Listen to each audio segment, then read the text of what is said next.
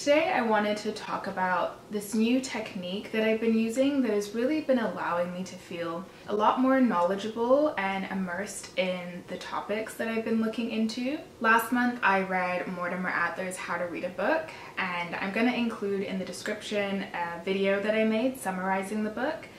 It was a very challenging read, but I'm really glad that I forced myself to finish working through it because there are a lot of gems in that book that I think are really useful for people to sort of like implement in their everyday routines. In Adler's book, one of the ideas that he talks about is this concept of syntopical reading. And so what that really is reading in sort of like a comparative way. So picking a topic and then reading lots of different authors and comparing what they each have to say about a particular topic.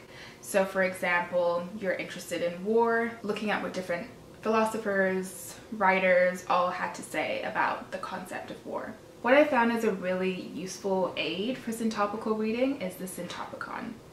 So this is a topical index that Mortimer Adler, along with other members from Encyclopedia Britannica, created. And it's really useful for finding particular chapters within classical texts that refer to particular issues. So recently I was watching a television show and the issue of government subsidies came up. So one of the characters wanted to use government money to help a failing football club. The other character felt that this was very inappropriate and that government subsidies should only be used to subsidize the art. As I was watching the show, I realized I actually don't really know anything about government subsidies at all, and so I wanted to learn a lot more about it. So I decided to look into why do we have government subsidies? Like, why do they actually exist? What is the purpose of them? So I turned to the syntopicon, and I knew in the syntopicon there was a topic about government. So I went to that topic.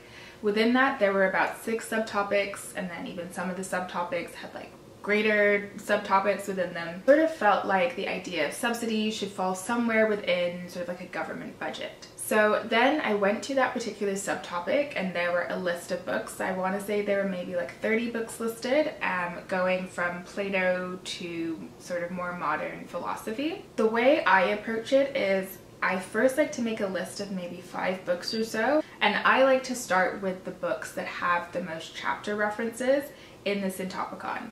So looking at this particular subtopic, I could see that both the Federalist Papers and the US Constitution have over 10 sections in them that deal with this particular subtopic of taxation and budgets. I could see that Montesquieu's Spirit of the Laws had 4 chapters that dealt with this issue. I could also see that Leviathan by Hobbes had 4 chapters that dealt with this issue. And I could also see that Aristotle's Politics had 3 chapters that dealt with this issue. So those are going to be the first 5 texts that I look at when it comes to trying to find the answer to this question. So what I like about the syntopicon is it has the particular chapters listed. So my next course of action would be to look at those first 5 books, look at the particular chapters or subsections that the syntopicon has listed, and then go and look at the primary text and see what they have to say about it.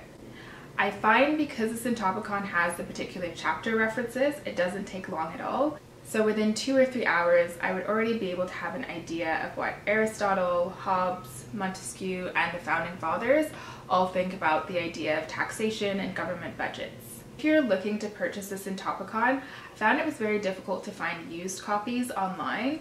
So I'm gonna include a link of a digital version that is sold by Logos, and they have each volume of the syntopicon. It has 2 volumes available for $15.99 each. So you're paying just over $30 for the syntopicon. I think it's well worth your money because a lot of the books in the syntopicon are available for free in the public domain because they're very old, sort of philosophical texts. So you're really only paying for the actual cost of the syntopicon itself. You don't have to necessarily pay for all of the books that it's recommending to you. I really hope that this was helpful.